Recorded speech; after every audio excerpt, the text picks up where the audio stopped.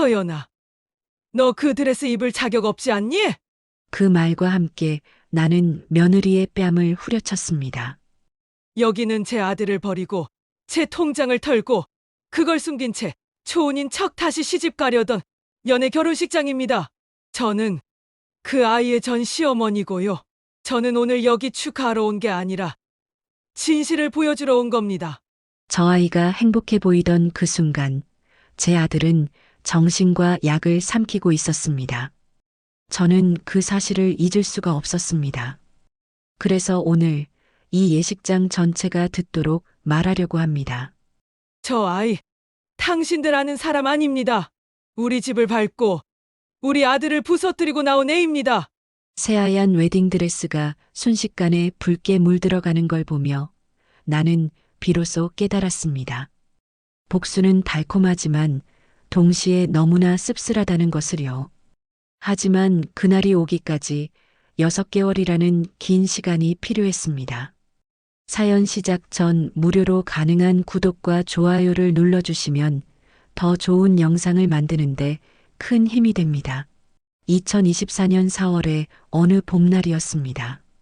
창밖으로 벚꽃이 흩날리던 오후 나는 부엌에서 저녁 준비를 하고 있었죠. 41살 아들 준호가 퇴근하면 좋아할 만한 된장찌개를 끓이며 오늘따라 조용한 집안이 이상하다는 생각을 했습니다. 며느리 서연이가 언제나처럼 시끄럽게 전화 통화를 하거나 TV 소리가 들려야 정상인데 집안은 마치 무덤처럼 고요했어요. 현관문이 열리는 소리에 고개를 돌렸을 때 나는 보고 말았습니다. 캐리어를 끌고 들어오는 며느리의 얼굴을, 그 차갑게 굳어진 표정을요. 10살 때부터 시장 바닥에서 사람을 봐온 내 눈이 단번에 알아챘습니다. 저 여자 이미 마음을 정했구나. 어머니, 며느리가 입을 열었습니다.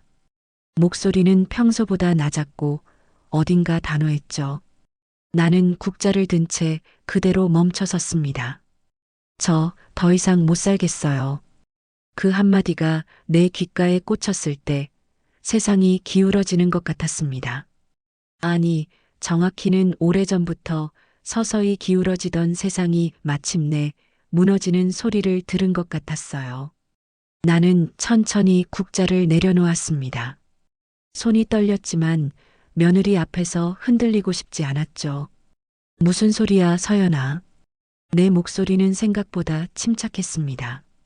하지만 속으로는 이미 알고 있었어요. 며느리의 눈빛에서 더 이상 이 집에 대한 애착이 보이지 않는다는 걸, 아들에 대한 사랑이 남아있지 않다는 걸요. 준호 오빠랑 헤어지고 싶어요. 이혼하고 싶다고요. 며느리는 캐리어 손잡이를 더 꽉 쥐었습니다. 손등에 핏줄이 파랗게 솟아올랐고 입술은 창백했어요. 긴장하고 있다는 뜻이었죠. 하지만 그 눈빛만큼은 확고했습니다. 이미 결정된 일이라는 듯 흔들림이 없었어요. 나는 한 발짝 다가갔습니다. 며느리와 나 사이의 거리가 좁혀지는 동안 공기가 무겁게 가라앉았어요. 창밖의 벚꽃은 여전히 아름답게 흩날리고 있었지만 이 집안은 봄과는 거리가 먼 겨울 같았습니다. 무슨 일이 있었는지 말해봐. 우리 준호가 뭘 잘못했니? 며느리는 고개를 저었습니다. 그 모습에서 나는 또 하나를 깨달았어요. 이건 아들의 잘못이 아니라는 것, 며느리 본인이 변했다는 것을요. 잘못한 건 없어요. 그냥 저랑 안 맞아요. 더 이상 못 참겠어요. 참는다는 표현이 마음에 걸렸습니다. 결혼 생활이 참아야 하는 것이었다니, 그럼 지난 10년은 대체 뭐였단 말입니까? 나는 입술을 깨물었습니다. 화가 났지만 소리를 지르면 안 된다는 걸 알았어요. 70평생 살면서 배운 게 있다면 감정을 드러내는 순간 지는 싸움이라는 거였죠. 준호 생각은 해봤어? 그 애가 얼마나 힘들어할지. 그래서 미안해요. 근데 제 인생도 중요하잖아요. 며느리의 대답은 너무나 차가웠습니다. 미안하다는 말 뒤에 어떤 진심도 느껴지지 않았어요. 그저 형식적인 사과일 뿐 진짜 미안해하는 게 아니었죠. 나는 그 순간 직감했습니다. 이 여자 이미 다른 남자가 있구나. 현관문이 다시 열렸습니다. 아들 준호가 퇴근한 거였죠. 평소처럼 밝은 목소리로 다녀왔습니다 하며 들어서던 아들이 거실의 이상한 분위기를 감지하고 멈춰 섰습니다. 캐리어를 든 아내와 굳은 표정의 어머니를 번갈아 보던 아들의 얼굴이 점점 창백해졌어요. 서연아, 그게 뭐야? 아들이 캐리어를 가리키며 물었습니다. 목소리가 떨렸어요. 이미 예감하고 있었던 거죠. 며느리는 아들을 똑바로 쳐다보지도 못했습니다. 고개를 돌린 채 작게 중얼거렸어요. 오빠, 우리 이혼해요. 쿵. 아들의 가방이 바닥에 떨어졌습니다. 그 소리가 너무나 크게 들렸어요. 마치 우리 가족의 무언가가 부서지는 소리 같았죠. 아들은 그대로 주저앉았습니다. 무릎을 꿇고 앉은 채 아내의 옷자락을 붙잡았어요. 왜? 내가 뭘 잘못했어? 말해봐. 내가 고칠게. 아들의 목소리는 떨리고 있었습니다. 41살 어른이 마치 어린아이처럼 매달리는 모습을 보며 나는 가슴이 찢어지는 것 같았어요. 저 아이를 홀로 키우느라 얼마나 고생했는데 이제 겨우 안정을 찾았다고 생각했는데 며느리 하나 때문에 저렇게 무너지다니. 며느리는 아들의 손을 뿌리쳤습니다. 그 동작이 너무나 단호해서 나는 온몸에 소름이 돋았어요. 저 여자 정말 마음이 떠났구나. 완전히. 미안해요, 오빠. 근데 저도 제 인생 살고 싶어요. 그 말을 남기고 며느리는 현관으로 향했습니다. 캐리어 바퀴 소리만이 고요한 집안을 가르며 울렸어요. 아들은 바닥에 엎드려 울기 시작했고 나는 그저 멍하니 서 있을 수밖에 없었습니다. 현관문이 닫혔습니다. 며느리가 떠난 후 집안은 무너진 것 같았어요. 아들은 사흘 동안 방에서 나오지 않았고 나는 문 앞에 밥을 갖다 놓으며 울었습니다. 70년을 살면서 이렇게 무기력한 적이 없었어요. 내가 할 수 있는 게 아무것도 없다는 게 너무 괴로웠죠. 일주일 후 아들은 겨우 출근을 시작했습니다. 하지만 예전의 모습은 아니었어요. 10kg이 빠진 얼굴, 초점 없는 눈빛, 맥 빠진 목소리. 며느리가 가져간 건 단순히 사람 하나가 아니었습니다. 내 아들의 영혼까지 가져가 버렸어요.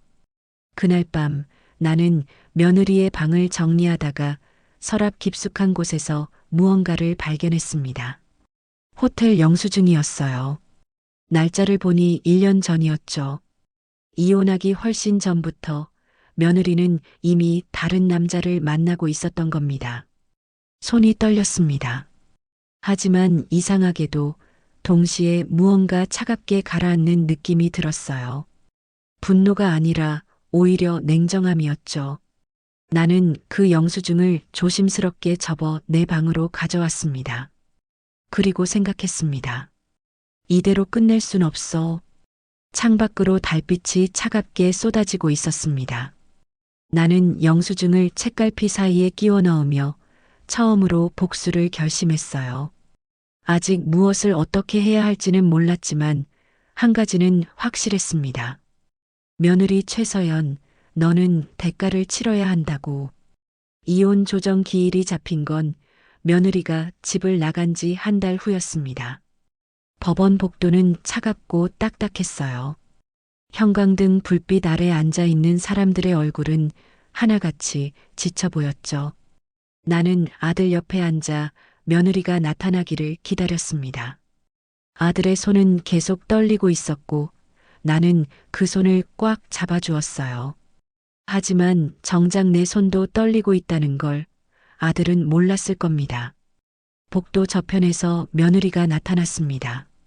놀랍게도 혼자가 아니었어요. 변호사를 대동하고 있었죠. 깔끔한 정장 차림의 중년 남자였습니다. 며느리는 새로 산 듯한 고급 핸드백을 들고 있었고 화장도 짙게 했어요. 이혼 조정을 받으러 온 사람이라고는 믿기지 않을 만큼 당당한 모습이었죠. 아들이 벌떡 일어섰습니다.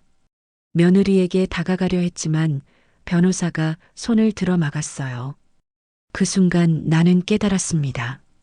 이건 단순한 이혼이 아니라는 것을, 며느리가 철저히 준비해왔다는 것을요.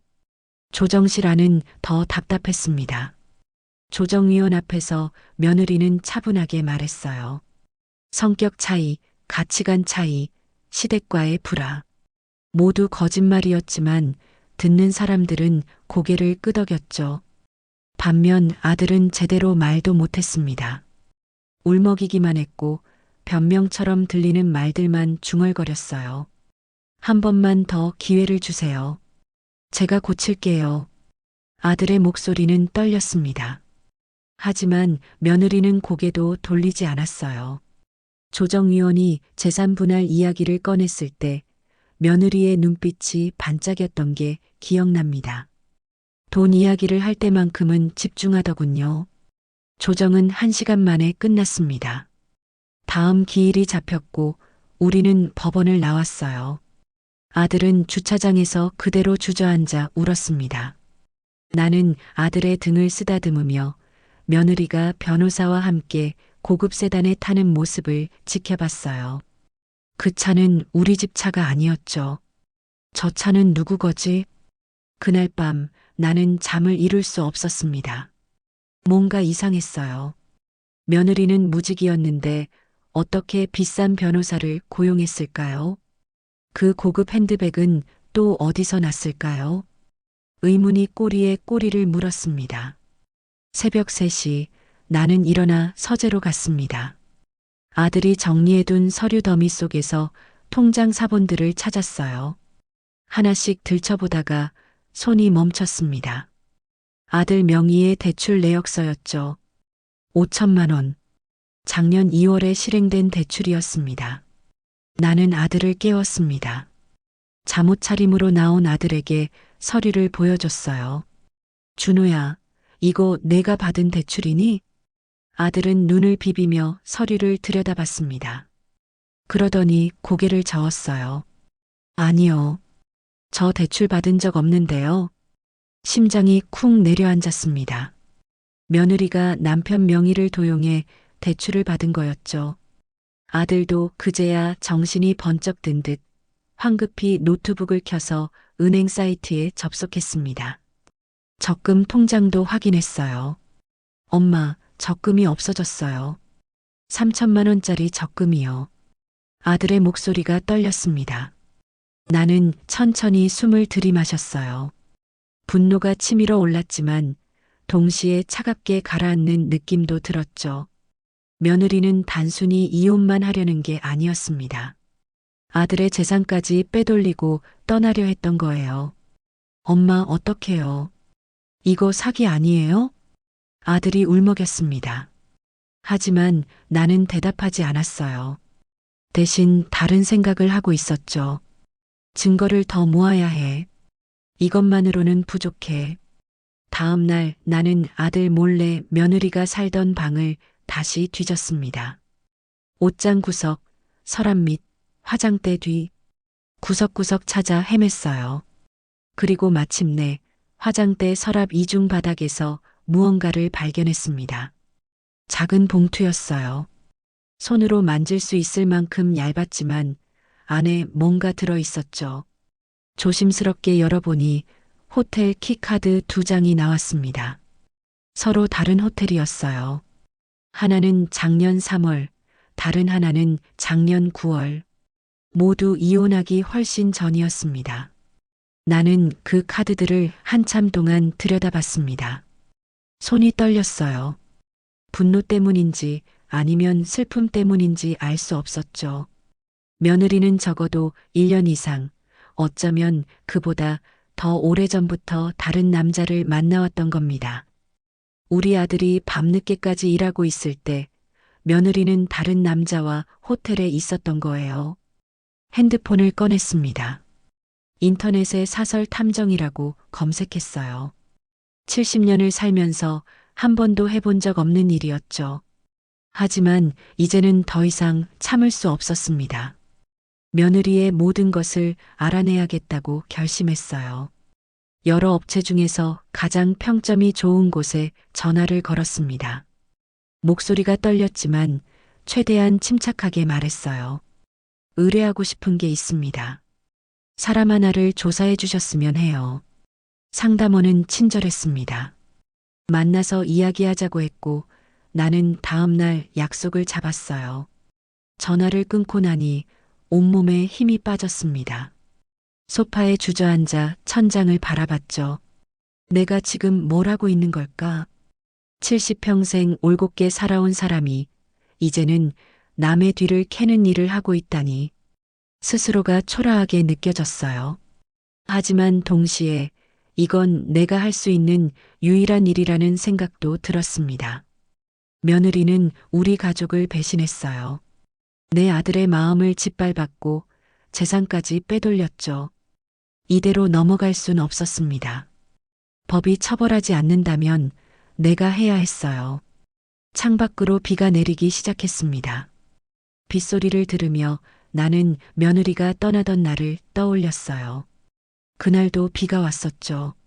며느리의 뒷모습이 캐리어 바퀴 소리가 아들의 울음소리가 귓가에 맴돌았습니다. 나는 주먹을 꽉 쥐었습니다. 손톱이 손바닥에 박혔지만 아프지 않았어요. 오히려 그 통증이 나를 깨어있게 만들었죠. 최서연, 너는 반드시 대가를 치를 거야. 밤은 깊어갔고 빗소리만이 고요한 집안을 채웠습니다. 나는 그날 밤 처음으로 복수라는 단어를 입 밖에 냈어요. 작게, 아무도 듣지 못하게, 하지만 확실하게. 복수할 거야. 그 말을 하고 나니 이상하게도 마음이 조금 가벼워졌습니다. 방향이 정해진 거죠. 이제 나는 무엇을 해야 하는지 알고 있었어요. 사설탐정 사무실은 생각보다 평범했습니다. 오피스텔 한 층을 쓰고 있었는데 간판도 눈에 띄지 않았어요. 법률사무소라고만 적혀 있었죠. 나는 안으로 들어서며 주변을 살폈습니다. 혹시 아는 사람이 볼까봐 모자를 깊이 눌렀었어요. 탐정은 50대 초반으로 보이는 남자였습니다. 인상은 온화했지만 눈빛만큼은 날카로웠어요. 나를 보자마자 어떤 사연인지 대충 알았다는 듯 차를 권하며 천천히 말을 꺼냈죠. 편하게 말씀하세요. 여기서 들은 이야기는 절대 밖으로 나가지 않습니다. 나는 준비해온 서류들을 꺼냈습니다. 며느리 사진, 호텔 키카드, 대출 서류, 적금 해지네요. 하나씩 테이블 위에 펼쳐놓으며 설명했어요. 목소리가 떨렸지만 끝까지 말했습니다. 탐정은 고개를 끄덕이며 서류들을 살폈어요. 그러더니 노트북을 열어 무언가를 적기 시작했죠. 의뢰인께서 알고 싶은 게 정확히 뭡니까? 며느리가 지금 누구를 만나고 있는지, 어디서 돈을 구했는지, 그리고 나는 잠시 말을 멈췄습니다. 다음 말이 쉽게 나오지 않았어요. 하지만 해야 했습니다. 그 사람이 누구인지 알고 싶습니다. 며느리가 바람피운 상대요. 탐정은 표정 변화 없이 받아 적었습니다. 이런 의뢰가 처음이 아니라는 듯 익숙한 손놀림이었어요. 비용은 일주일에 150만 원입니다. 최소 2주는 봐야 하고요. 300만 원.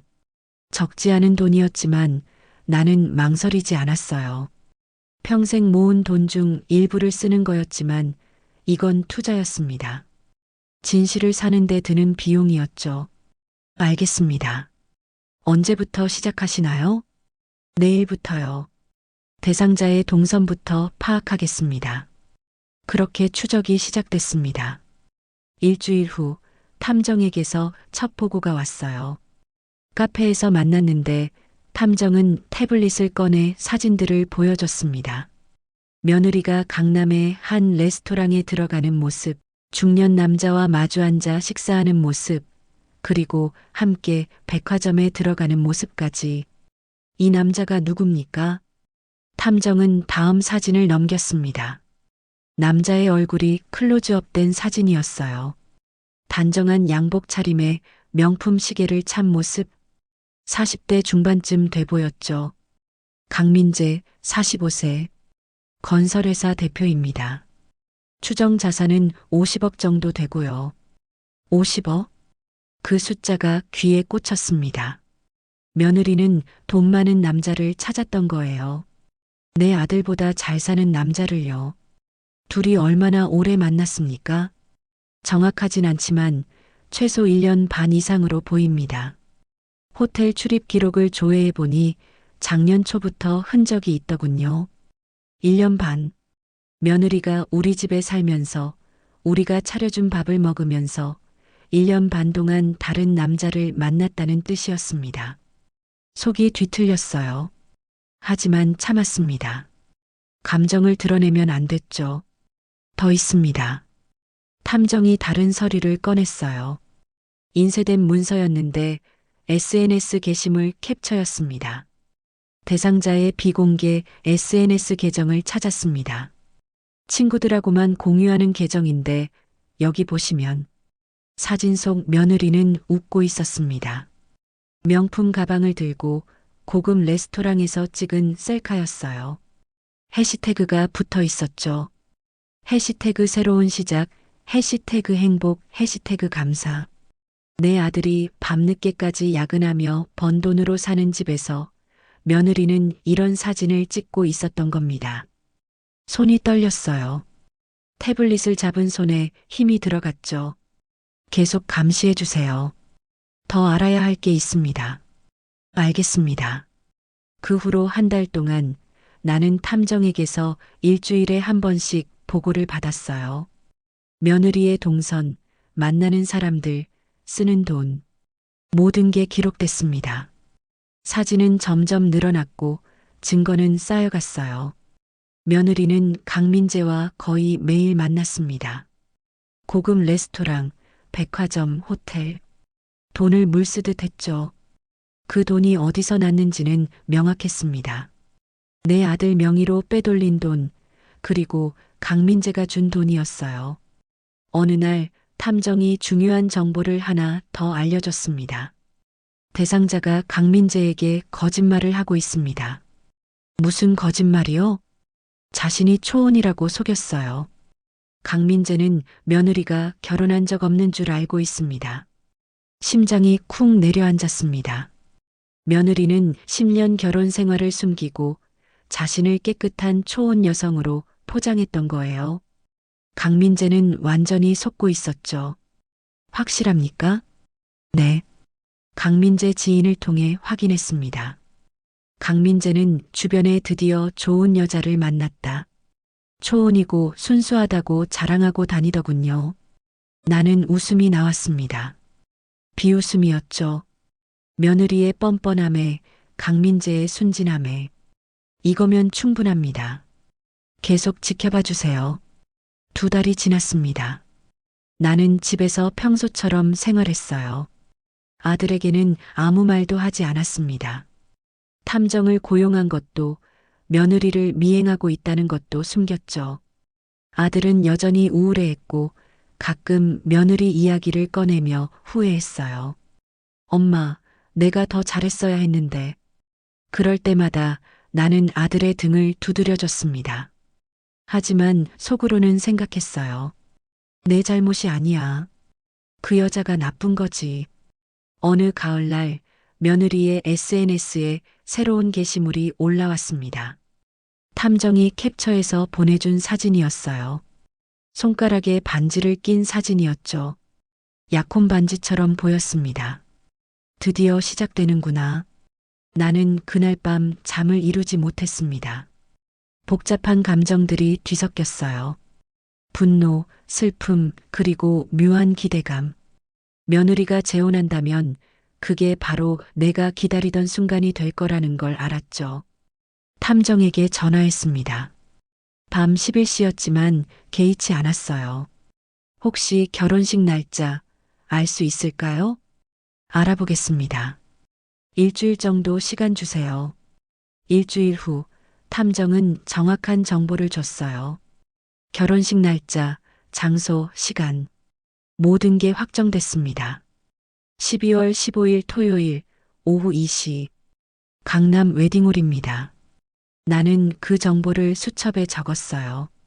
손이 떨렸지만 글씨는 또박또박 썼습니다. 12월 15일. 그날이 바로 심판의 날이 될 거였어요. 마지막으로 하나만 더 부탁드립니다. 말씀하세요. 며느리가, 아니, 최서연이가 강민재에게 한 거짓말들, 증거 자료로 정리해 주실 수 있나요? 사진, 영상, 녹취 다요. 탐정은 잠시 침묵했습니다. 그러더니 조용히 대답했어요. 알겠습니다. USB로 드릴까요? 네. 그리고 나는 마지막 말을 덧붙였습니다. 아무도 모르게 해주세요. 특히 제 아들은요. 물론입니다. 전화를 끊고 나는 창밖을 바라봤습니다. 낙엽이 지고 있었어요. 계절이 바뀌고 있었죠. 나도 바뀌고 있었습니다. 평생 조용히 살아온 여자에서 복수를 계획하는 여자로 거울 속 내 얼굴을 봤습니다. 주름진 얼굴, 하얀 머리카락. 하지만 눈빛만큼은 예전과 달랐어요. 더 날카로워졌고 더 차가워졌죠. 12월 15일. 기다리고 있을게, 최서연. 11월의 마지막 날이었습니다. 아침 일찍 일어나 우편함을 확인하러 나갔어요. 차가운 공기가 얼굴을 스쳤고 입김이 하얗게 피어올랐죠. 우편함을 열었을 때 눈에 띄는 봉투 하나가 들어 있었습니다. 고급 용지였어요.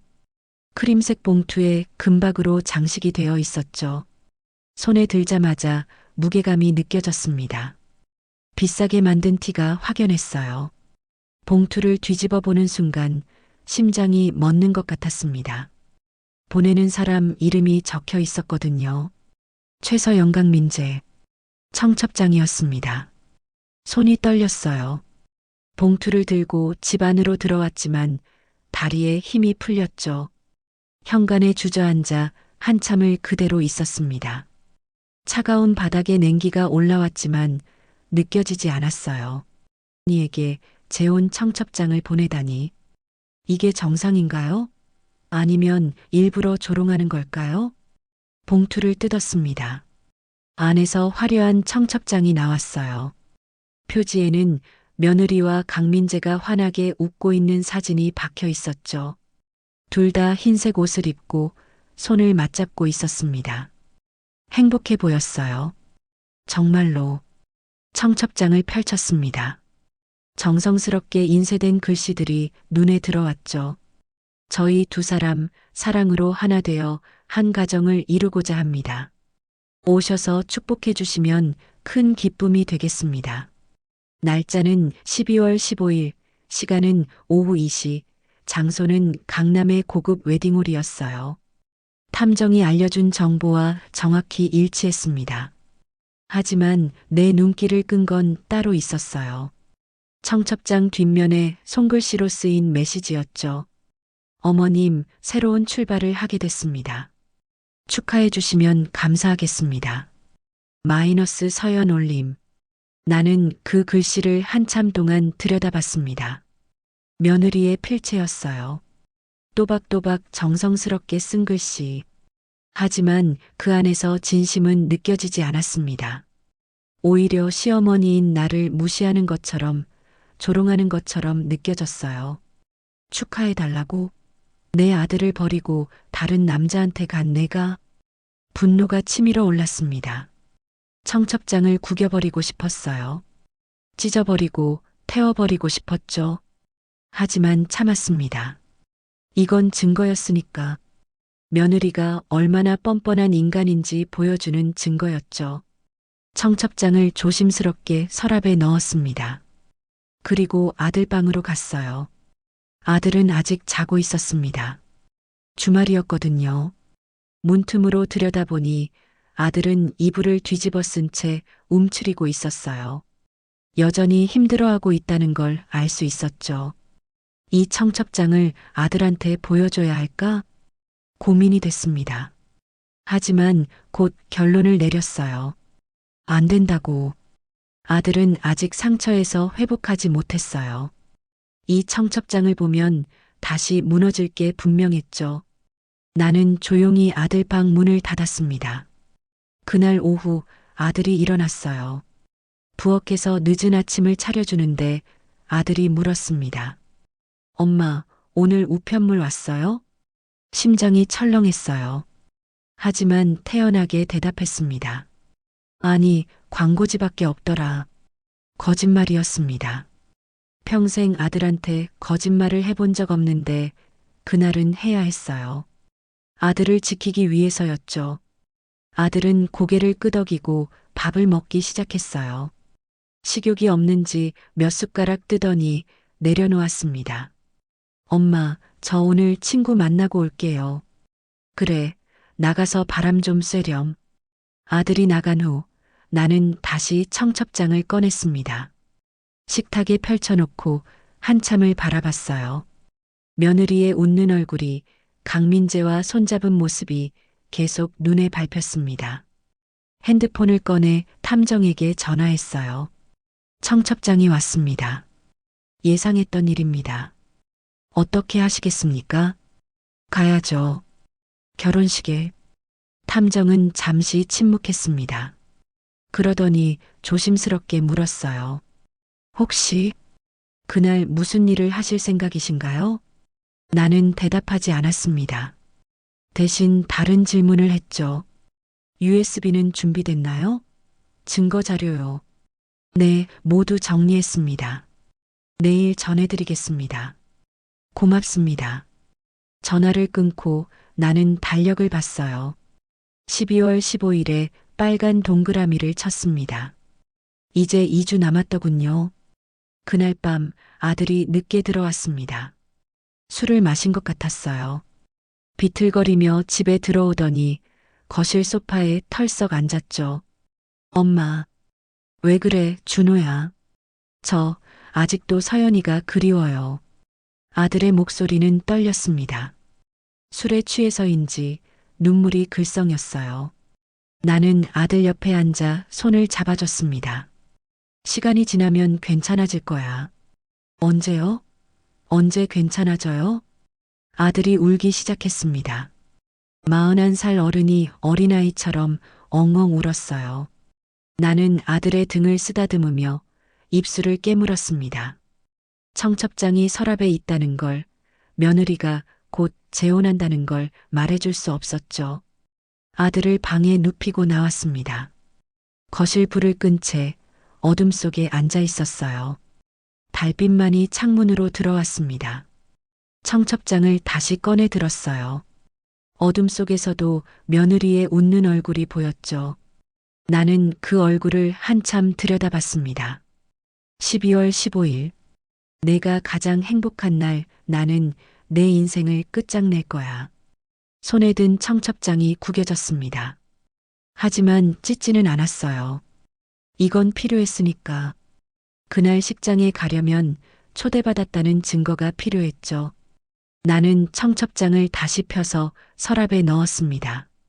그리고 달력을 한 번 더 봤어요.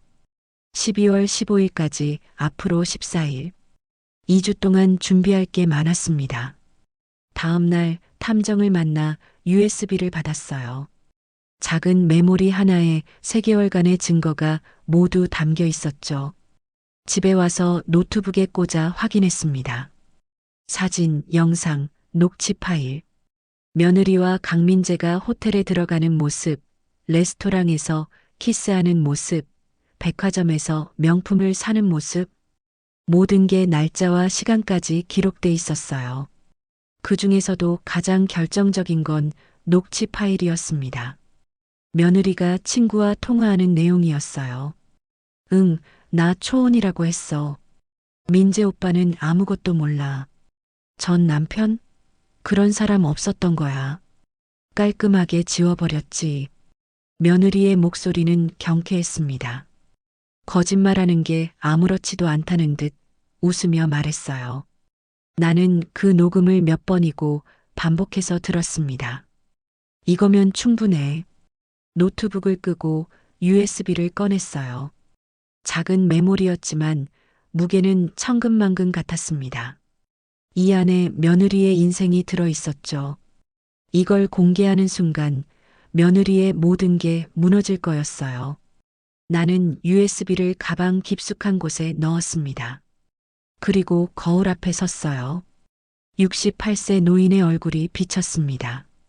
주름지고 늙고 힘없어 보이는 얼굴. 하지만 눈빛만큼은 살아 있었어요. 이제 시작이야. 12월 8일 결혼식 일주일 전이었습니다. 나는 오전 일찍 집을 나섰어요. 아들에게는 시장 간다고 말했지만 실제 목적지는 달랐죠. 지하철을 타고 강남으로 향했습니다. 며느리의 결혼식이 열릴 웨딩홀을 직접 보기 위해서였어요. 웨딩홀은 역 바로 앞에 있었습니다. 고급스러운 건물이었어요. 유리로 된 외벽이 햇빛을 받아 반짝였고 입구에는 호텔처럼 도어맨이 서 있었죠. 나는 건물 앞을 지나치며 안을 슬쩍 들여다봤습니다. 로비는 넓고 화려했어요. 샹들리에가 매달려 있었고 대리석 바닥이 반들반들 빛났죠. 이런 곳에서 며느리가 결혼식을 올린다니. 강민재의 재력이 어느 정도인지 실감이 났습니다. 좋아. 사람이 많을수록 좋지. 나는 건물을 한 바퀴 돌며 구조를 파악했어요. 출입구, 홀 위치, 화장실. 그날 필요할 모든 정보를 머릿속에 담았습니다. 웨딩홀을 확인한 후 근처 꽃집으로 갔습니다. 가장 크고 잘 꾸며진 꽃집이었어요. 안으로 들어서자 향긋한 꽃 냄새가 코를 찔렀죠. 어서 오세요. 무엇을 도와드릴까요? 점원은 30대 여성이었습니다. 밝게 웃으며 다가왔어요. 나는 주변을 둘러보다가 가장 크고 화려한 꽃바구니를 가리켰습니다. 저걸로 주세요. 아, 프리미엄 축하 바구니요? 좋은 선택이십니다. 어떤 행사에 쓰실 건가요? 결혼식이요. 점원은 고개를 끄덕이며 주문서를 꺼냈어요. 카드에 메시지를 적어드릴까요? 축하 문구 같은 거요. 나는 잠시 생각했습니다. 무슨 말을 적어야 할까?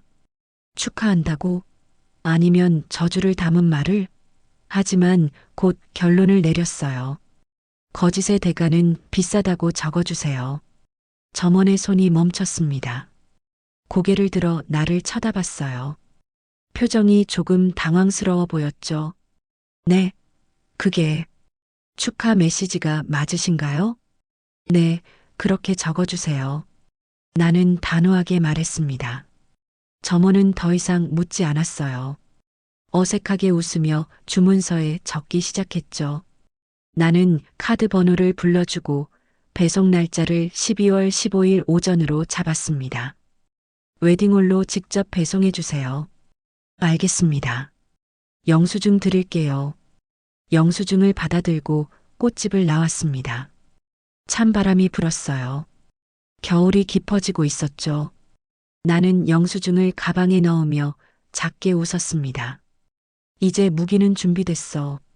집으로 돌아오는 길, 지하철 안은 사람들로 붐볐습니다. 출퇴근 시간이 아닌데도 많은 사람들이 타고 있었어요. 나는 구석자리에 앉아 창밖을 바라봤습니다. 일주일 후면 모든 게 끝나. 마음 한편이 무거웠습니다. 정말 이래도 되는 걸까 하는 의문이 들었어요. 하지만 며느리의 웃는 얼굴을, 아들의 우는 모습을 떠올리자 결심이 굳어졌습니다. 집에 도착했을 때 아들은 아직 출근하지 않고 있었어요. 거실 소파에 앉아 멍하니 TV를 보고 있었죠. 왜 아직 안 나갔어? 오늘 반차 썼어요. 병원 가야 해서요. 무슨 병원? 아들은 잠시 망설이다가 대답했습니다. 정신과요. 약 처방받으러요. 가슴이 철렁했습니다. 아들이 정신과까지 다닐 정도로 힘들어하고 있었던 거예요. 나는 아들 옆에 앉았습니다. 많이 힘들지? 괜찮아요. 약 먹으면 좀 나아져요. 아들의 목소리는 힘이 없었습니다. 나는 아들의 손을 잡았어요. 말라 있었고 차가웠죠. 곧 나아질 거야. 시간이 약이야. 그럴까요? 아들이 나를 쳐다봤습니다. 눈빛에 희망이 보이지 않았어요. 완전히 무너진 사람의 눈이었죠. 나는 더 이상 말하지 못했습니다. 대신 아들을 꼭 안아줬어요. 아들이 병원에 간 후 나는 방에 혼자 앉아 있었습니다. USB를 꺼내 노트북에 다시 꽂았어요. 며느리의 증거들을 하나하나 확인했죠. 사진들을 보며 생각했습니다. 이걸 공개하면 며느리의 인생은 끝장날 거예요. 강민재는 며느리를 버릴 거고 주변 사람들은 모두 등을 돌릴 거죠. SNS에는 영상이 퍼질 거고 며느리는 평생 손가락질 받으며 살게 될 겁니다. 그래도 괜찮아. 이건 정의야. 하지만 속으로는 알고 있었어요. 이게 정의인지 아니면 단순한 복수인지 경계가 모호했습니다. 12월 12일 결혼식 사흘 전이었습니다. 나는 옷장을 열어 옷을 골랐어요. 결혼식에 뭘 입고 갈지 고민이 됐죠. 너무 화려하면 이상하고 너무 수수하면 눈에 띄지 않을 것 같았습니다. 결국 검은색 한복을 선택했어요. 장례식 갈 때 입던 옷이었죠. 하지만 이번에는 다른 의미였습니다. 며느리의 행복을 장례 치르러 가는 거니까요. 한복을 다려 옷걸이에 걸어두고 거울 앞에 섰습니다. 68세 노인의 얼굴이 비쳤어요. 주름이 깊고 머리는 희끗희끗했죠. 하지만 눈빛만큼은 예전과 달랐습니다. 날카로웠어요. 마치 칼날처럼. 12월 14일 결혼식 하루 전이었습니다. 나는 USB를 프로젝터에 연결하는 법을 인터넷으로 검색했어요. 혹시 모를 상황에 대비하기 위해서였죠. 영상을 공개할 방법을 알아둬야 했습니다. 저녁 무렵 아들이 퇴근했어요. 오늘따라 조금 밝아 보였죠. 엄마, 내일 친구들이랑 등산 가기로 했어요. 그래, 좋다. 나가서 바람 쐬고 와. 엄마는 내일 뭐 하세요? 순간 심장이 철렁했습니다. 하지만 태연하게 대답했어요. 집에 있지 뭐. TV나 보고. 그럼 저녁은 제가 사올게요. 뭐 드시고 싶은 거 있으세요? 아무거나 괜찮아. 아들이 방으로 들어간 후 나는 한숨을 내쉬었습니다. 거짓말이 점점 늘어나고 있었어요. 하지만 어쩔 수 없었죠. 아들을 위한 거짓말이었으니까. 그날 밤 잠이 오지 않았습니다. 침대에 누워 천장을 바라봤어요. 내일이면 모든 게 끝나는 거겠죠. 며느리의 인생도 나의 복수도 정말 이래도 되는 걸까?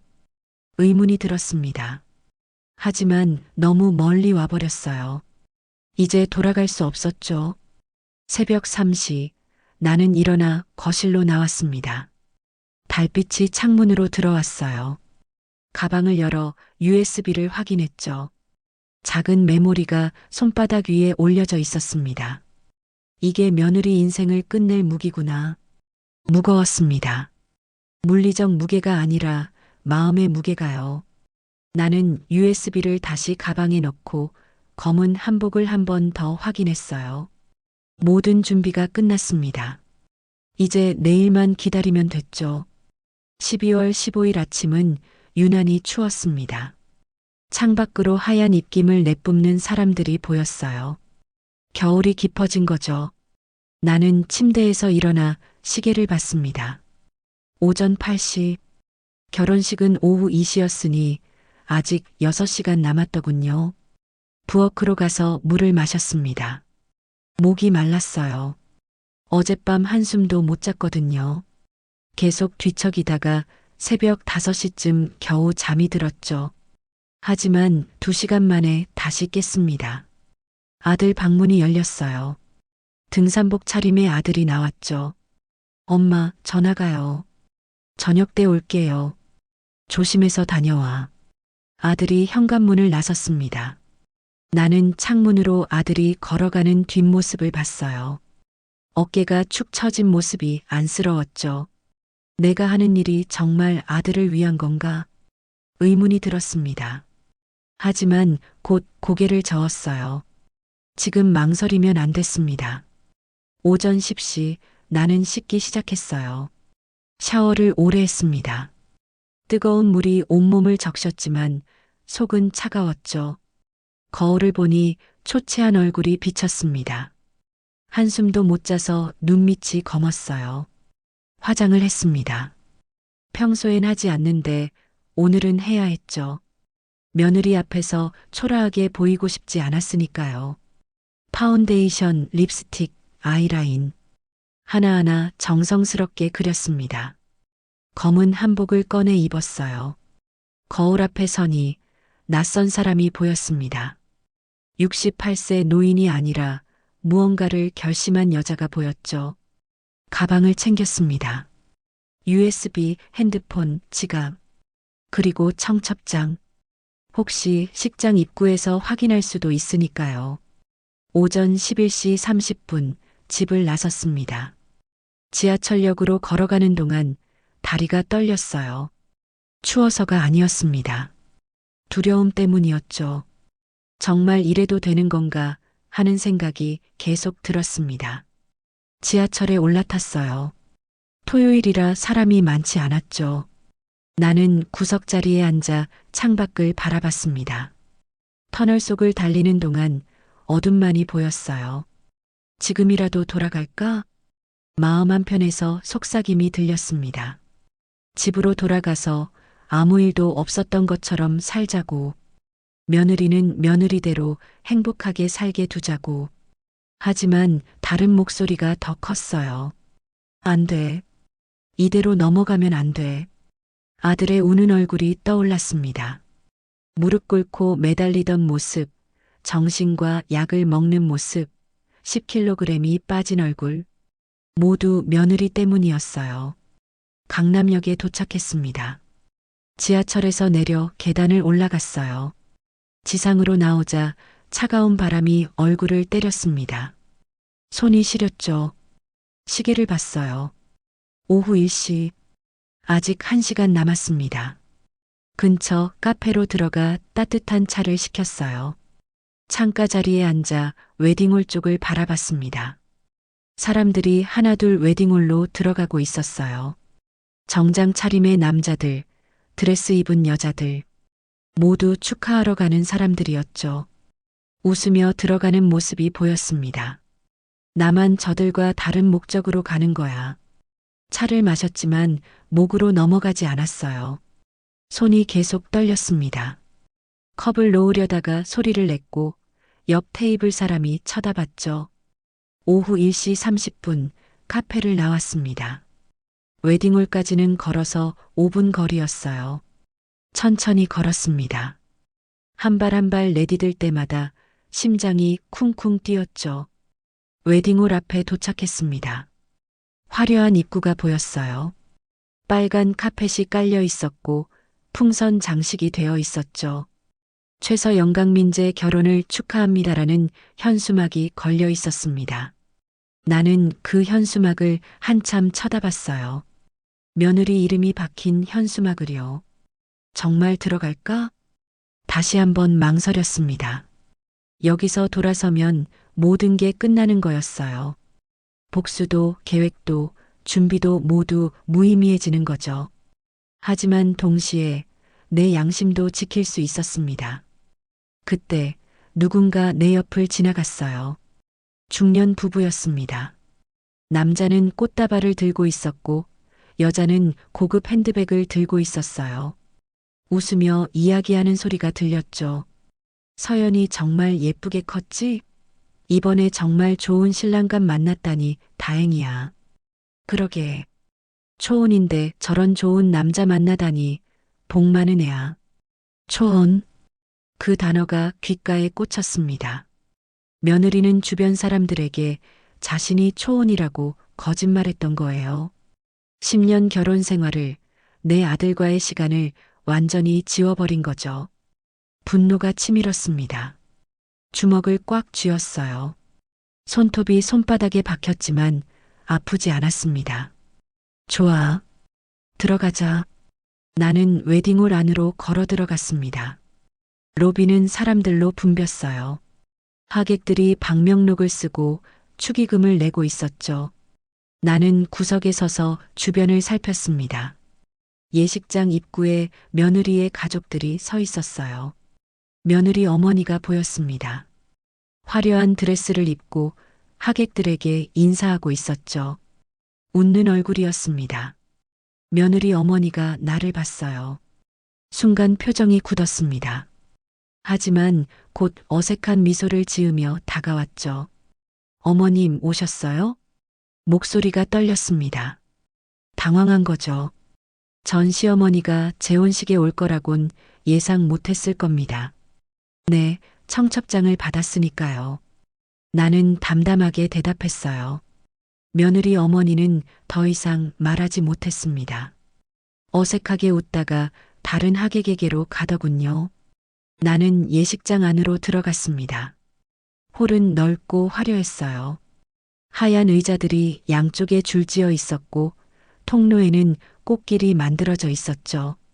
단상 위에는 아직 신랑 신부가 나오지 않았습니다. 뒷자리에 앉았어요. 사람들 눈에 띄지 않는 구석 자리였습니다. 가방을 무릎 위에 올려놓고 USB가 있는지 한 번 더 확인했죠. 사람들이 계속 들어왔습니다. 300명 정도 되는 것 같았어요. 모두 화려하게 차려입고 웃으며 이야기하고 있었습니다. 오후 2시 식이 시작됐습니다. 음악이 흘러나왔어요. 클래식 음악이었죠. 단상 위로 신랑이 먼저 입장했습니다. 강민재. 사진으로만 보던 남자가 실물로 보이니 묘한 감정이 들었어요. 그리고 신부가 입장했습니다. 며느리였어요. 새하얀 웨딩드레스를 입은 며느리가 환하게 웃으며 걸어오고 있었습니다. 부케를 들고 아버지 팔에 매달려서요. 행복해 보였어요. 정말로. 내 손이 떨렸습니다. 가방 안에 USB를 만지작거렸죠. 이제 곧이야. 며느리가 단상에 올라갔습니다. 강민재와 마주보고 섰어요. 사회자가 마이크를 잡았습니다. 신랑 신부 입장하셨습니다. 박수 부탁드립니다. 우레와 같은 박수 소리가 터져 나왔습니다. 나는 박수를 치지 않았어요. 그저 며느리를 바라볼 뿐이었죠. 식이 진행됐습니다. 주례 말씀, 성혼 선언, 축가, 모든 게 순조롭게 흘러갔어요. 그리고 마침내 사회자가 마이크를 들고 말했습니다. 혹시 신랑 신부에게 축하 인사를 전하실 분 계십니까? 그 순간이었습니다. 나는 천천히 일어섰어요. 일어서는 순간 세상이 멈춘 것 같았습니다. 300명의 시선이 일제히 나를 향했어요. 뒷자리에서 일어난 작은 노인을, 검은 한복을 입은 여자를요. 홀 안이 조용해졌습니다. 음악도 속삭임도 모두 멈췄죠. 나는 천천히 걸었습니다. 한 발 한 발 내디뎠어요. 꽃길을 밟으며 단상으로 향했죠. 다리가 떨렸지만 멈추지 않았습니다. 며느리가 나를 봤어요. 얼굴이 하얗게 질렸습니다. 입술이 파르르 떨렸고 부케를 든 손에 힘이 들어갔죠. 옆에 선 강민재는 의아한 표정으로 며느리를 쳐다봤어요. 저분 누구야? 강민재가 작게 물었지만 며느리는 대답하지 못했습니다. 그저 얼어붙은 채 다가오는 나를 바라볼 뿐이었죠. 나는 단상 앞에 섰습니다. 사회자가 당황한 표정으로 다가왔어요. 손님 혹시 축하 인사하러 왔습니다. 내 목소리는 생각보다 침착했어요. 사회자는 고개를 끄덕이며 물러섰습니다. 마이크를 내밀더군요. 나는 마이크를 받지 않았습니다. 대신 가방을 열었어요. 안에서 무언가를 꺼냈죠. 핸드폰이었습니다. 사회자가 이상한 눈빛으로 쳐다봤지만 나는 개의치 않았어요. 핸드폰에 연결된 블루투스 스피커를 켰습니다. 그리고 며느리를 똑바로 쳐다보며 입을 열었죠. 서연아. 며느리가 몸을 떨었습니다. 내가 며느리를 이름으로 부른 건 처음이었거든요. 항상 며느리라고 불렀는데 오늘은 달랐습니다. 잘 지냈니? 며느리는 대답하지 못했어요. 입술만 파르르 떨릴 뿐이었죠. 강민재가 다가와 며느리 어깨를 잡았습니다. 서연아, 저분 누구야? 나는 강민재를 쳐다봤어요. 그리고 차갑게 말했습니다. 전 시어머니입니다. 네. 강민재의 눈이 커졌습니다. 주변 하객들도 웅성거리기 시작했어요. 시어머니? 서연이가 초혼 아니었어? 며느리가 황급히 말했습니다. 어머님. 이게 무슨 일이냐고? 나는 며느리의 말을 끊었어요. 그리고 핸드폰을 들어 올렸죠. 여러분께 보여드릴 게 있습니다. 핸드폰에서 영상이 재생되기 시작했습니다. 블루투스 스피커로 소리가 크게 울려 퍼졌어요.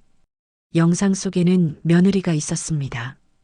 강민재와 호텔 로비에 들어가는 모습이었죠. 날짜가 찍혀 있었어요. 작년 3월. 이건 강민재의 목소리가 떨렸습니다. 며느리는 핸드폰을 빼앗으려 했지만 나는 뒤로 물러섰어요. 영상은 계속됐습니다. 레스토랑에서 키스하는 장면, 백화점에서 명품을 사는 장면, 그리고 결정적으로 며느리가 친구와 통화하는 녹음이 나왔죠. 응, 나 초혼이라고 했어. 민재 오빠는 아무것도 몰라. 전 남편? 그런 사람 없었던 거야. 홀 안이 술렁였습니다. 하객들이 웅성거리기 시작했어요. 며느리는 얼굴이 새하얗게 질린 채 그 자리에 서 있을 수밖에 없었죠. 강민재가 며느리를 쳐다봤습니다. 눈빛이 차갑게 식어가고 있었어요. 서연아, 이게 뭐야? 며느리는 울먹이기 시작했습니다. 민재 오빠 아니야. 저건 조작이야. 저 사람이 날 싫어해서. 조작? 나는 차갑게 웃었어요. 그리고 가방에서 서류 뭉치를 꺼냈습니다. 여기 이혼 증명서 있습니다. 최서연 씨와 제 아들 박준호의 이혼 증명서요. 올해 6월에 이혼했죠. 서류를 던지듯 며느리 앞에 내밀었어요. 며느리는 그걸 보며 비틀거렸습니다. 강민재가 서류를 집어들었죠. 그의 얼굴이 일그러졌습니다. 이게 진짜야? 며느리는 대답하지 못했어요. 무릎이 꺾이며 바닥에 주저앉았습니다. 하얀 드레스가 바닥에 펼쳐졌죠. 나는 며느리를 내려다보며 말을 이었습니다. 10년 동안 결혼 생활했어요. 제 아들과요. 그런데 1년 전부터 이 남자분과 바람을 피웠죠. 제 아들 명의로 5천만 원 대출받고 3천만 원짜리 적금도 빼돌렸고요. 하객들이 숨을 죽였습니다. 모두 믿을 수 없다는 표정이었어요. 그리고 이 남자분께는 자신이 초혼이라고 거짓말했죠. 순수한 여자인 척하면서요. 강민재가 며느리를 쳐다봤습니다. 눈빛에 배신감이 가득했어요. 서연아, 이게 다 사실이야? 며느리는 울면서 고개를 저었습니다. 아니야, 오빠. 저 사람이 날 싫어해서 날 모함하는 거야. 제발 믿어줘. 모함? 나는 다시 핸드폰을 들어 올렸어요. 이번에는 다른 영상이었습니다. 며느리가 강민재와 함께 부동산에 가는 모습이었죠. 이 영상은 2달 전입니다. 아직 이혼 조정도 끝나기 전이었어요.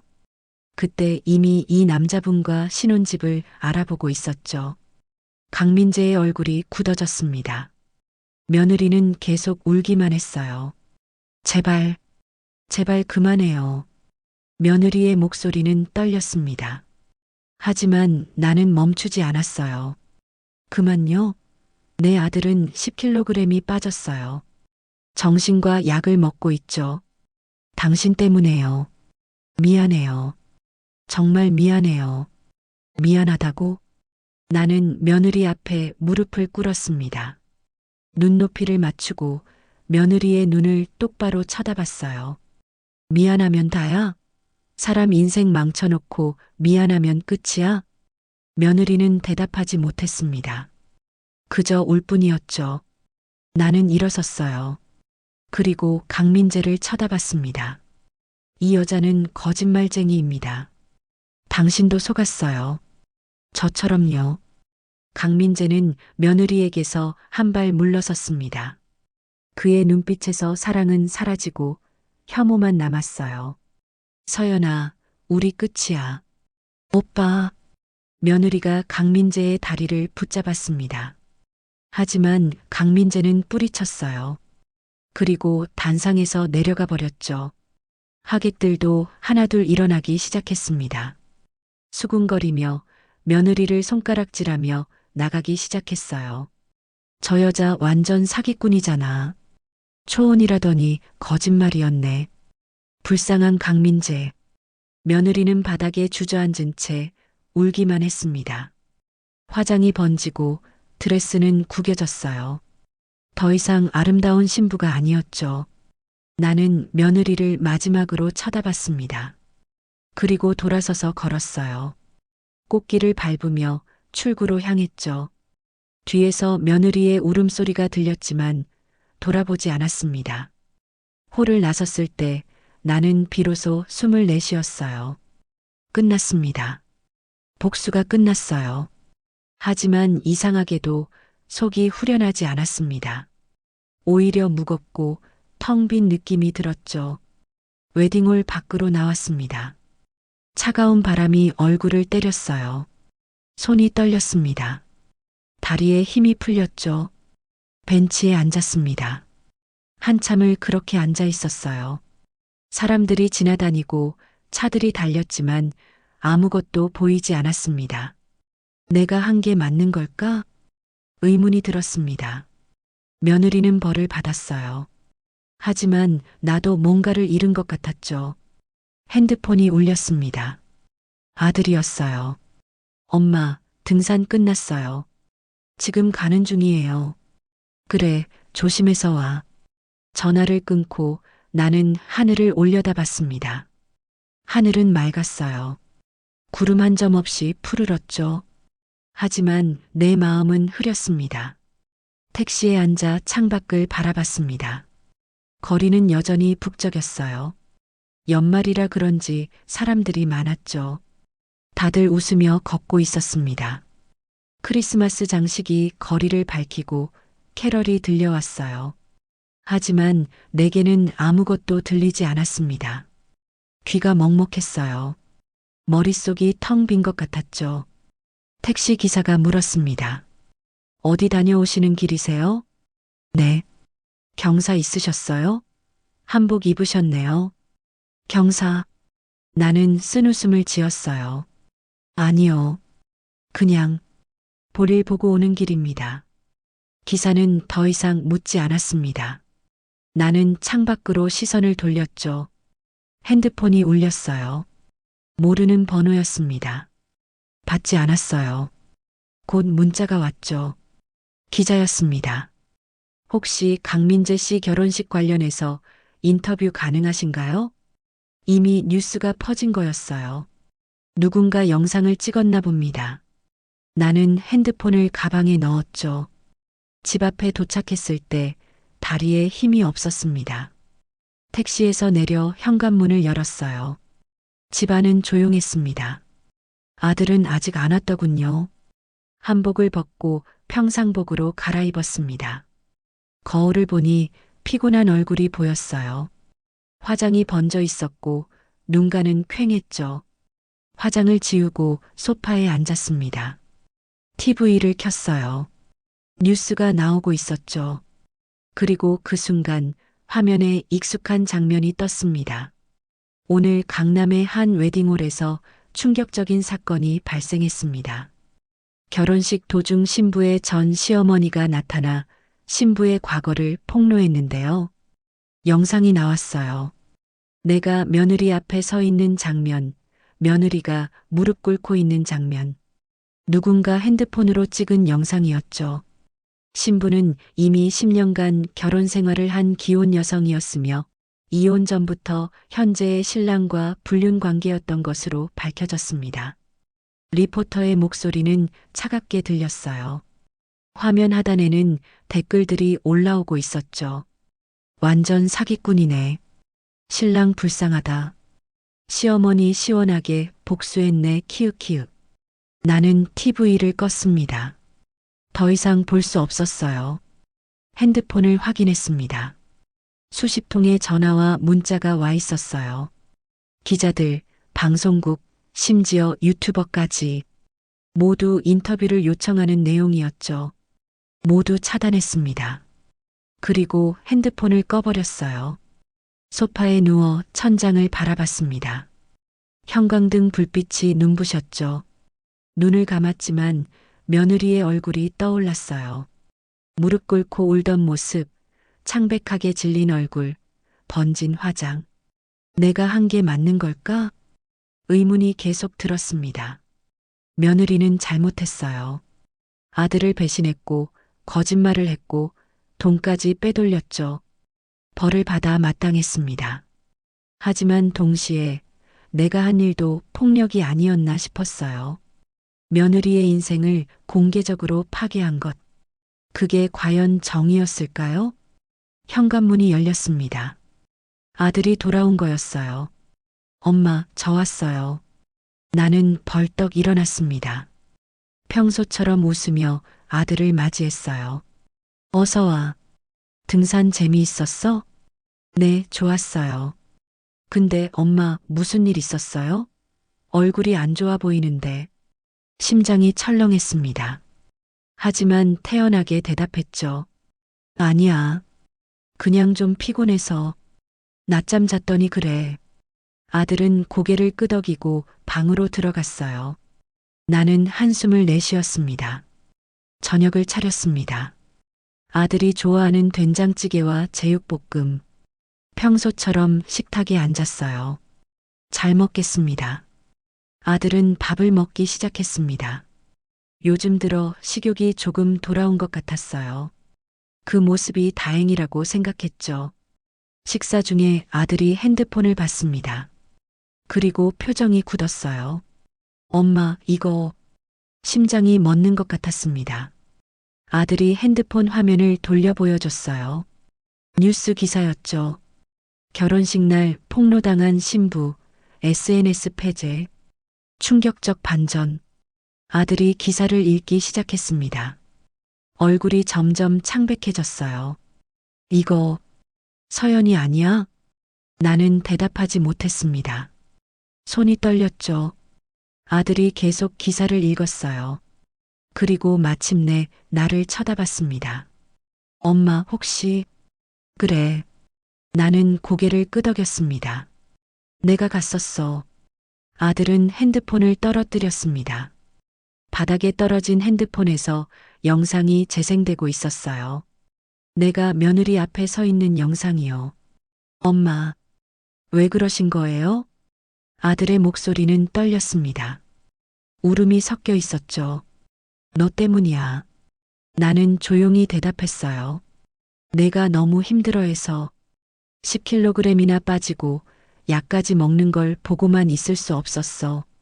그래도 이렇게까지 하실 필요는 없었잖아요. 아들이 소리를 질렀습니다. 평생 한 번도 나한테 소리 지른 적 없는 아들이요. 서연이도 사람이에요. 잘못했어도 이렇게 망신을 주면 어떡해요. 잘못했으면 벌을 받아야지. 벌이 이런 건가요? 인생을 망치는 게 벌이에요? 아들의 눈에서 눈물이 흘렀습니다. 나는 할 말이 없었어요. 그저 아들을 바라볼 뿐이었죠. 엄마, 전 이렇게까지 해달라고 한 적 없어요. 그냥 잊고 싶었어요. 준호야.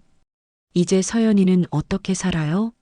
뉴스에 나왔는데, SNS에 퍼졌는데, 평생 손가락질 받으며 살아야 하는데, 나는 대답할 수 없었습니다. 아들의 말이 맞았으니까요. 아들은 방으로 들어가 문을 닫았습니다. 쿵소리가 크게 울렸어요. 나는 식탁에 혼자 남았습니다. 식은 밥과 찌개가 그대로 있었죠. 식욕이 사라졌습니다. 그날 밤 잠을 이룰 수 없었어요. 침대에 누워 천장을 바라봤습니다. 아들의 목소리가 귓가에 맴돌았죠. 인생을 망치는 게 벌이에요? 그래요. 내가 한 건 단순한 복수가 아니었어요. 며느리의 인생을 완전히 파괴한 거였죠. 핸드폰을 켰습니다. 뉴스를 검색했어요. 며느리 관련 기사가 수십 개 올라와 있었습니다. 사진도 영상도 심지어 며느리의 SNS 계정까지 모두 공개돼 있었어요. 댓글은 더 잔혹했습니다. 저런 게 사람이야? 완전 사기꾼 키읔키읔. 강민재는 잘 도망갔네. 며느리는 이제 어디서도 숨을 수 없을 거예요. 얼굴이 공개됐고 이름이 알려졌죠. 취직도 재혼도 평범한 삶도 불가능할 겁니다. 나는 핸드폰을 끄고 눈을 감았습니다. 다음 날 아침 아들은 출근하지 않았어요. 방에서 나오지 않았죠. 문을 두드렸지만 대답이 없었습니다. 준호야, 밥 먹어야지. 배 안 고파요. 그래도 혼자 있고 싶어요. 나는 더 이상 말하지 못했습니다. 부엌으로 돌아와 혼자 밥을 먹었어요. 맛이 없었습니다. 창밖을 봤습니다. 겨울 햇살이 들어왔어요. 따뜻해 보였지만 내 마음은 차가웠죠. 며칠이 지났습니다. 아들은 여전히 나와 말을 하지 않았어요. 최소한의 대화만 했죠. 집안은 냉랭했습니다. 어느 날 탐정에게서 전화가 왔습니다. 의뢰인님, 혹시 뉴스 보셨습니까? 네. 최서연 씨가 지금 정신병원에 입원했다고 합니다. 심장이 멎는 것 같았어요. 뭐라고요? 결혼식 이후 정신적 충격으로 붕괴됐다고 하더군요. 지금은 치료 중입니다. 전화를 끊고 나는 소파에 주저앉았습니다. 정신병원. 며느리가 정신병원에 입원했다고요. 내가 한 일이 이렇게까지 갈 줄은 몰랐습니다. 며느리를 벌주고 싶었지만 완전히 망가뜨리고 싶었던 건 아니었어요. 하지만 이미 늦었습니다. 돌이킬 수 없었죠. 그날 밤 나는 아들 방문 앞에 섰습니다. 문을 두드렸어요. 준호야, 들어가도 될까? 잠시 침묵이 흘렀습니다. 그러다 작은 목소리가 들렸죠. 들어오세요. 방에 들어갔습니다. 아들은 침대에 앉아 있었어요. 핸드폰을 보고 있었죠. 서연이 정신병원에 입원했대요. 아들이 조용히 말했습니다. 목소리에 힘이 없었어요. 알고 있어.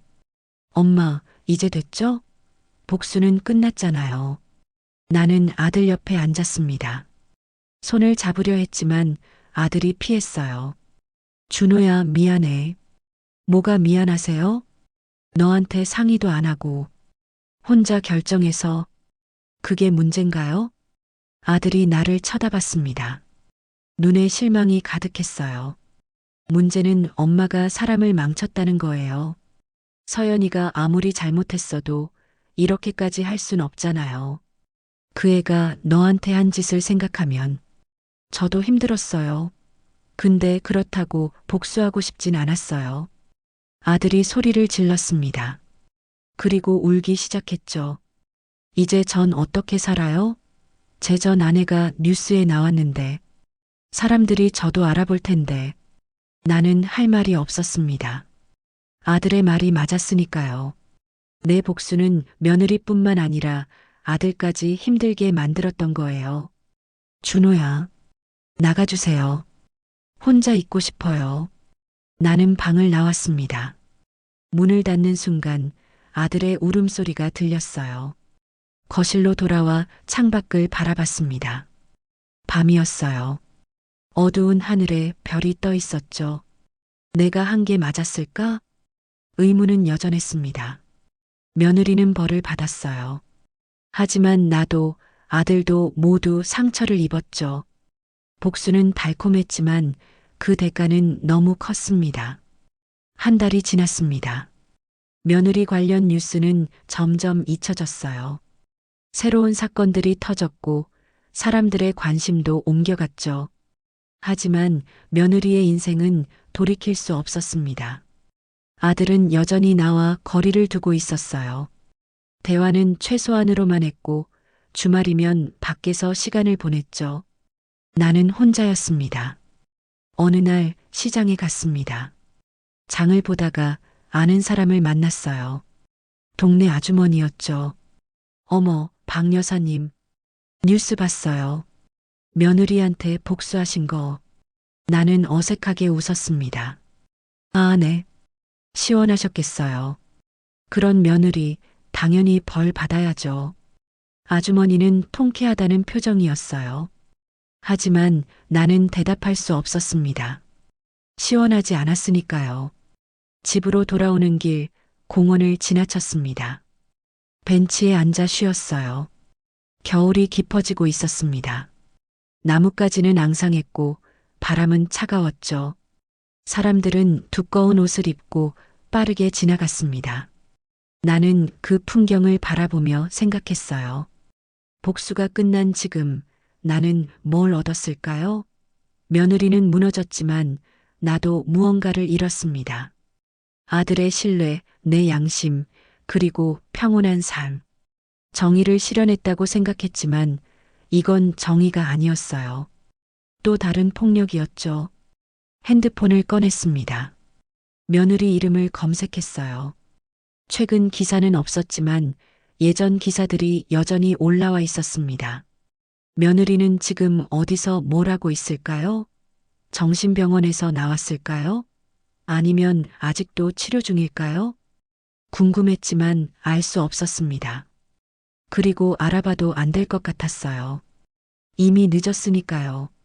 집에 돌아왔습니다. 아들은 아직 퇴근하지 않았어요.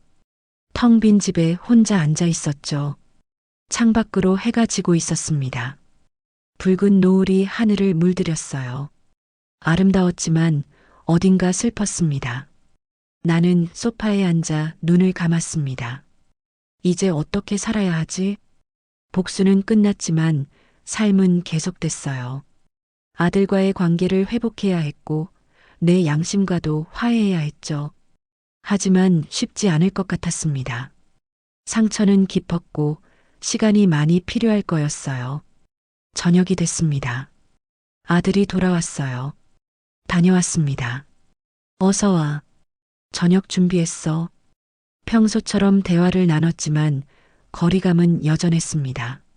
아들은 밥을 빨리 먹고 방으로 들어갔어요. 나는 혼자 설거지를 했습니다.